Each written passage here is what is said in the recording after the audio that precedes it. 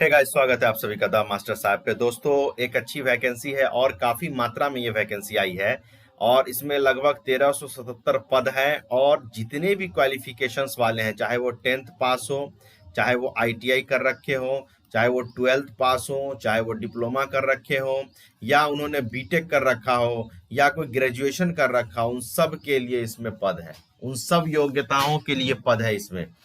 अब इसमें बात यह है कि इसके लिए जो है डिटेलिंग है पूरा वीडियो, थोड़ा सा वीडियो लंबा होगा, थोड़ा आपको देखना होगा और लोगों तक शेयर करना होगा। एक बहुत अच्छा और इम्पोर्टेंट वीडियो है और जवाहर नवोदय विद्यालय में काम करने का एक बहुत अच्छा मौका है। किस किस जगहों पे इसमें सीट है वो भी मैं बताऊंगा आपको, और इसके लिए क्या क्वालिफिकेशन होगा, कितना वेतनमान होगा, लेवल पे कितना होगा, ये सारी बातें हम लोग इस वीडियो में करने वाले हैं। ठीक है, तो मैं बस यही कहूंगा कि अगर आप इस पोस्ट के लिए एलिजिबल नहीं है तो उन लोगों तक जरूर शेयर कर दीजिए जो इसके लिए एलिजिबल हैं, ताकि लोग इसका फायदा उठा सकें। तो दोस्तों, बिना किसी देरी के हम लोग शुरू करते हैं। देखिए, यहाँ पे नवोदय विद्यालय समिति का रिक्रूटमेंट ड्राइव चल रहा है 2024 का नॉन टीचिंग पोस्ट के लिए। ठीक है, जिसमें यहाँ पे पोस्ट का नाम लिखा हुआ है, फीमेल स्टाफ नर्स का पोस्ट है, असिस्टेंट अकाउंट सेक्शन ऑफिसर का पोस्ट है, ऑडिट असिस्टेंट का पोस्ट है, legal assistant, junior translational officer, stenographer, computer operator, catering supervisor, junior secretariat assistant, junior secretariat assistant, electrician cum plumber, lab attendant, mess helper, multitasking staff, ये सब जो है इनको चाहिए हेडक्वार्टर में या रीजनल ऑफिस में या एनालाइज में या जवाहर नवोदय विद्यालय समिति में। तो ये सारा चीज है। अब आप जान लीजिए कि 8 रीजनल ऑफिसेज हैं। ठीक है, जिसमें आपको भोपाल है, चंडीगढ़ है, हैदराबाद है, जयपुर, लखनऊ, पटना, पुणे, शिलोंग है। 7 एनालाइज हैं, जिसमें अमृतसर है, गोवा है, कमरूप है, नोएडा है, पुरी है, रंगारेड्डी, उदयपुर है और 650 जवाहर नवोदय विद्यालय हैं जो इंडिया में काम कर रहे हैं। ठीक है, अब इसमें आइए कि इसमें जो है पोस्ट का नाम मैंने आपको बता दिया। अब देखिए, ये जो पोस्ट है, इसमें ये जो पोस्ट है, assistant section officer, audit assistant, junior translation officer, legal assistant, stenographer, computer operator, junior secretary assistant, multitasking staff, ये हेडक्वार्टर या रीजनल ऑफिस में चाहिए। विद्यालय में चाहिए female staff nurse, catering supervisor, junior secretariat, electrician cum plumber, lab attendant, mess helper, ये विद्यालय में चाहिए। अब देखिए, इसमें जो है फीमेल स्टाफ के लिए 121 पद रखा गया है, जिसको डिवाइड किया गया unreserve, EWS, OBC, NCL, SC, ST, इन सब के लिए अलग अलग डिवाइड किया गया है। उसके बाद यहाँ पे देखिए,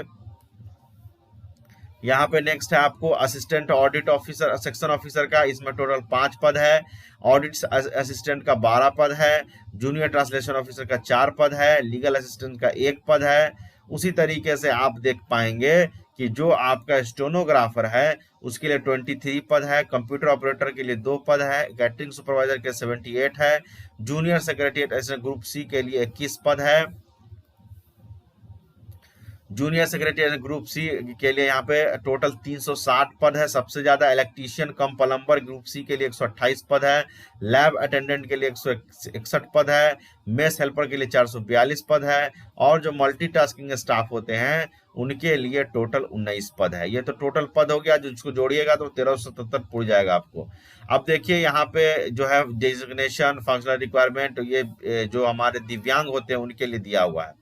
ठीक है, उसी तरीके से जो है मैं आपको मोटी मोटी बातें बता देता हूँ। पोस्ट एलिजिबिलिटी क्राइटेरिया देखिए, फीमेल स्टाफ नर्स के लिए लेवल 7 का पैसा मिलेगा, 35 साल एज लिमिट है और बीएससी ऑनर्स होना चाहिए नर्सिंग में या रेगुलर कोर्स बीएससी नर्सिंग का होना चाहिए या आपको बेसिक नर्सिंग कोर्स होना चाहिए रिकॉग्नाइज्ड यूनिवर्सिटी से और रजिस्टर्ड एज ए नर्स होंगे तो भी आपका चलेगा। ठीक है, उसके बाद क्या है कि नॉलेज जो होना चाहिए, रीजनल लैंग्वेज होना चाहिए आपके पास, हिंदी का नॉलेज होना चाहिए। उसका असिस्टेंट सेक्शन ऑफिसर की बात करें, लेवल 6 का है, 23 से 35 से 33 के बीच एज होना चाहिए, बैचलर डिग्री होना चाहिए किसी यूनिवर्सिटी से, 3 साल का एक्सपीरियंस होना चाहिए। ऑडिट असिस्टेंट के लिए भी लेवल 6 से 18 से 30 साल, बीकॉम होना चाहिए, 3 साल का एक्सपीरियंस होना चाहिए। उसके बाद आ गया ये जूनियर ट्रांसलेशन ऑफिसर, लेवल 6 का है, 32 साल ज्यादा नहीं होना चाहिए, मास्टर डिग्री होना चाहिए हिंदी में या इंग्लिश में एज कंपलसरी है, या मास्टर डिग्री जो है हिंदी इंग्लिश में ही दिया हुआ है सारी जगहों पे। ठीक है, इसको पढ़ लेंगे आप लोग। एडवर्टीजमेंट कहाँ से मिलेगा मैं आपको बता दूंगा। लीगल असिस्टेंट के लिए भी लेवल 6 है। लॉ में ग्रेजुएशन होना चाहिए, 3 साल का एक्सपीरियंस होना चाहिए, वर्किंग नॉलेज कंप्यूटर का होना चाहिए, नॉलेज हिंदी इंग्लिश का होना चाहिए। स्टेनोग्राफ लेवल 4 का है, 18 से 27 साल एज होना चाहिए और इसके लिए 12th पास होंगे तो चलेगा। स्किल टेस्ट जो है, नॉर्म जो है वो है कि वर्ड जो है 10 मिनट में आपको 80 वर्ड पर मिनट आपको करना है और 50 MTS इंग्लिश में, 65 जो है हिंदी में है कंप्यूटर पे। तो ये है। उसके बाद आपको क्या है, कंप्यूटर ऑपरेटर के लिए लेवल 4 का है। इसमें क्या है कि अगर आप BCA या BSc कंप्यूटर साइंस IT किए हो तो ठीक है, अगर बीटेक आप किए हुए कंप्यूटर साइंस से तो भी आप अप्लाई कर सकते हैं। कैटरिंग के लिए लेवल 4 है, 35 साल एज होना चाहिए, बैचलर डिग्री या होटल मैनेजमेंट में होगा तो चलेगा, या अगर किसी ट्रेड प्रोफेशनल कैटरिंग में है और 10 साल का एक्सपीरियंस है तो भी आपका काम चल जाएगा। जूनियर सेक्रेटरीट की बात करें तो लेवल 2 का है, 12th पास होना चाहिए और मिनिमम स्पीड जो होना चाहिए वो 30 वर्ड पर मिनट का होना चाहिए इंग्लिश में और 25 वर्ड पर मिनट हिंदी में होना चाहिए। +2 लेवल में अगर आप +2 लेवल पास कर चुके हैं तो भी आपका चलेगा, +2 लेवल सेकेंडरी एजुकेशन में चलेगा। ठीक है। नॉलेज जो होना चाहिए कंप्यूटर ऑपरेशन का होना चाहिए लेवल 2 का, 6 मंथ का डिप्लोमा अगर मिलेगा तो आपको प्रेफरेंस मिलेगा। ठीक है, डिजायरेबल है, बाकी मिनिमम नहीं है। जूनियर सेक्रेटरीट असिस्टेंट की बात करें तो लेवल 2 का पद है और क्लास 12 पास होना चाहिए, इसमें वही कंडीशन है। ठीक है, और इसमें भी सारी कंडीशन वही रखी गई है। इलेक्ट्रीशियन कम प्लम्बर की बात कर लेते हैं। इलेक्ट्रीशियन कम प्लम्बर की बात कीजिएगा तो लेवल 2 का है, 18 से 40 साल एज होना चाहिए, क्लास 10th पास होना चाहिए, ITI पास होना चाहिए इलेक्ट्रीशियन या वायरमैन में और 2 साल का एक्सपीरियंस होना चाहिए इलेक्ट्रिकल इंस्टॉलेशन, वायरिंग और प्लम्बिंग में। 2 साल का एक्सपीरियंस जो है अगर होगा तो आपको फायदा मिलेगा एक्सपीरियंस का। ठीक है। लैब अटेंडेंट की बात करें तो लेवल 1 में आता है, 18 से 30 साल, क्लास 2 पास होना चाहिए या डिप्लोमा जो है लेबोरेटरी टेक्निक में होना चाहिए, दोनों में से कोई एक। ठीक है। अब उसके बाद क्या है, क्लास 12th अगर है तो भी आपका चलेगा साइंस स्ट्रीम से। मेस हेल्पर में लेवल 1 है, 18 से 30 साल होना चाहिए, मैट्रिक पास होना चाहिए, 5 साल का एक्सपीरियंस अगर होगा मेस या किसी स्कूल में काम करने का तो आपको फायदा मिलेगा। मल्टीटास्किंग स्टाफ की बात करें तो ये भी लेवल 1 का है, 18 से 30 साल होना चाहिए, क्लास 10 सिर्फ पास होना चाहिए और कोई कंडीशन नहीं है। अब इसमें क्या एज रिलैक्सेशन किस किस हिसाब से है, तो अगर जनरल कैटेगरी से तो आपको शेड्यूल कास्ट से है तो 5 साल का, OBC से है तो 3 साल का, बाकी और कंडीशन दिया हुआ इसको आपको पढ़ना होगा। ठीक है। अब देखिए इसके बाद हमें जानना है कि सिलेक्शन कैसे होगा, मोड ऑफ सिलेक्शन क्या होगा। तो देखिए मोड ऑफ सिलेक्शन दोस्तों यहाँ पे दिया हुआ है कि कॉम्पिटिटिव एग्जाम होगा और इंटरव्यू होगा, उसी के हिसाब से आपका मोड ऑफ सिलेक्शन होगा। ठीक है, यहाँ पे लिखा गया for the post of legal assistant. ठीक है। उसके बाद अगर फीमेल स्टाफ नर्स की बात करें, असिस्टेंट सेक्शन ऑफिसर की बात करें, ऑडिट वाले की बात करें, कंप्यूटर ऑपरेटर की बात करें, catering, lab attendant, multitasking staff, इन सब के लिए सिर्फ और सिर्फ एग्जाम होगा, सिर्फ एग्जाम। लेकिन ये जो आपको पर ये है कि लीगल असिस्टेंट है उसके लिए एग्जाम और इंटरव्यू दोनों है। उसका बाद स्टेनोग्राफर है, जूनियर सेक्रेटरीट असिस्टेंट है, जूनियर सेक्रेटरीट असिस्टेंट JNV है, इलेक्ट्रीशियन है, मेस हेल्पर है। इसको शॉर्टलिस्ट किया जाएगा कॉम्पिटिटिव एग्जाम के लिए और स्किल टेस्ट के लिए बुलाया जाएगा। ठीक है, जिसका कोई वेटेज नहीं होगा। अगर आप फेल कर जाते हैं ट्रेड स्किल टेस्ट में तो आपको रिजेक्ट कर दिया जाएगा। ठीक है। अब उसके आगे देखिए यहाँ पे सिटी जो है एग्जाम का दे दिया गया है कि कहाँ कहाँ पे एग्जाम होगा, उस हिसाब से आप इसको देख सकते हैं। आपके शहर में अगर है तो वहां पे एग्जाम सेंटर आप दे सकते हैं, ये सारा चीज दिया हुआ है। स्कीम क्या होगा एग्जाम का तो देख लीजिए। स्टाफ नर्स के लिए क्या है, रीजनिंग रहेगा, जनरल अवेयरनेस है, लैंग्वेज कॉम्पिटेंसी, ये सारा चीज दिया हुआ है। 2.5 घंटे का एग्जाम होगा। ठीक है। हर इसके लिए अलग अलग है। देखिए ऑफिस सेक्शन के लिए अलग है, फिर पोस्ट ऑफ ऑडिट असिस्टेंट के लिए अलग है ना। तो ये आपको पढ़ना होगा, अपने जिस पोस्ट के लिए अप्लाई करेंगे उस पोस्ट के लिए आप देख लीजिएगा। जूनियर ट्रांसलेशन के लिए अलग है, लीगल असिस्टेंट के लिए अलग है, फिर यहाँ पे स्टेनोग्राफर देख लीजिए, कंप्यूटर ऑपरेटर देख लीजिए, सुपरवाइजर देख लीजिए। उसके बाद यहाँ पे आ गया आपको जूनियर सेक्रेटरीट हो गया। उसके बाद आपको यहाँ पे इलेक्ट्रीशियन कम प्लम्बर का आ गया, है ना। तो ये सारे का जो है सिलेबस अलग अलग दिया हुआ है, इसके हिसाब से आपको देखना है। अप्लाई कैसे करेंगे तो navodaya.gov.in पे जाइएगा, वहां पे आपको जो है एक ईमेल ID वगैरह डाल के रजिस्टर करना होगा और फिर आगे प्रोसेस को बढ़ाइएगा, अप्लाई हो जाएगा। अब देखिए यहाँ पे OBC, EWS और जनरल वालों के लिए फीस, स्टाफ नर्स है तो एप्लीकेशन फीस 1000 रुपये लगेगा, प्रोसेसिंग फी 500, टोटल 1500 रुपये लगेगा। बाकी सबके लिए आपको टोटल 1000 रुपये लगेगा।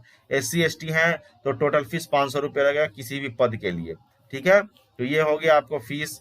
उसके बाद आपको जो है डॉक्यूमेंट्स वगैरह के बारे में दिया है। जनरल इंस्ट्रक्शंस है कि एग्जाम जो होगा उसमें 1/4 मार्क्स जो होगा निगेटिव होगा, उसको याद रखना है, ठीक है। और वैकेंसी जो है घट भी सकती है, बढ़ भी सकती है, यहाँ पे लिखा हुआ है। जनरली बढ़ती है, घटती नहीं है, ठीक है। तो ये सारी बातें हो गई, जो मोटी मोटी बातें थी मैंने आपको बता दिया। यहाँ पे एक सर्विस मैनेजर का फॉर्मेट दिया हुआ है, जिस फॉर्मेट में आपको जरूरत है उस फॉर्मेट का इस्तेमाल आप कर सकते हैं, ठीक है। तो ये सारी बातें हो गई जेएनवी जवाहर नवोदय विद्यालय समिति का जो वैकेंसी आया, अच्छा वैकेंसी है। सारे लगभग लगभग बहुत सारे डिग्री वालों के लिए वैकेंसी है। तो इसको अपने लोगों तक शेयर कीजिए, और जानकारी अगर चाहिए इसका ये एडवर्टीजमेंट कहाँ मिलेगा, तो इस एडवर्टीजमेंट का लिंक नीचे डिस्क्रिप्शन में मैंने दे रखा है। और हमारा जो टेलीग्राम चैनल है वहां भी आप हमको फॉलो कर सकते हैं, ठीक है। जो इंपॉर्टेंट लीक्स है, डेट्स है, वो सारा चीज जो है मैंने नीचे आपको बता दिया है, ठीक है। तो ये चीज को हमको देखना है। अब इसमें एक चीज बात निकल के आती है कि दोस्तों ये जो वैकेंसी है, ये जो वैकेंसी आई है, इसके लिए जो हमारा लास्ट डेट होगा, अप्लाई डेट होगा, वो कब होगा, इस पे बात हम लोग ने नहीं किया अभी तक कि ये हमारा लास्ट डेट कब होगा, अप्लाई डेट क्या होगा। ये सारी जानकारी भी हमें रखनी है, ठीक है। इसके लिए मैं आपको बता देता हूँ,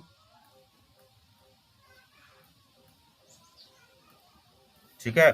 अब देखिए यहाँ पे इन्होंने डेट के बारे में इस एडवर्टीजमेंट नहीं दिया, एक शॉर्ट एडवर्टीजमेंट भी है, उसको मैं आपको बताता हूँ। अब दोस्तों देखिए, ऑनलाइन एप्लीकेशन जो है वो आपका 22 तारीख से शुरू हो रहा है, 22 मार्च से 30 अप्रैल तक चलेगा, शाम 5 बजे तक। लास्ट जो सक्सेसफुल ट्रांजेक्शन है वो 30 तारीख यानी 30 अप्रैल को आपको कर देना है। करेक्शन जो होगा किसी पर्टिकुलर में, उसके लिए आपको 2 मई से 4 मई का समय दिया जाएगा। बाकी जो एडमिट कार्ड वगैरह उसके लिए वेबसाइट पर आपको विजिट करते रहना है, वेबसाइट यहाँ पे दिया हुआ है सारा वेबसाइट, ठीक है। तो ये जानकारी हो गई इंपॉर्टेंट डेट्स के लिए। इंपॉर्टेंट डेट्स आप यहाँ पे देख सकते हैं कि 22/3 से लेके 30/4 तक आप फॉर्म अप्लाई कर सकते हैं, और वही आपका लास्ट डेट है। करेक्शन के लिए आपको समय मिलेगा 2/5/2024 तक आप करेक्शन कर सकते हैं। तो ये इतनी सारी बातें हो गई, ठीक है। तो इस चीज को आप समझ लीजिए कि आपको फॉर्म कब अप्लाई करना है, कैसे अप्लाई करना है। बाकी जानकारी के लिए इसका जो फुल एडवर्टीजमेंट है उसका लिंक मैं नीचे दे रहा हूँ, इस लिंक पे आप जाके इसको डाउनलोड कर लीजिए और फिर इसको आराम से आप पढ़ सकते हैं, ठीक है। Thank you very much.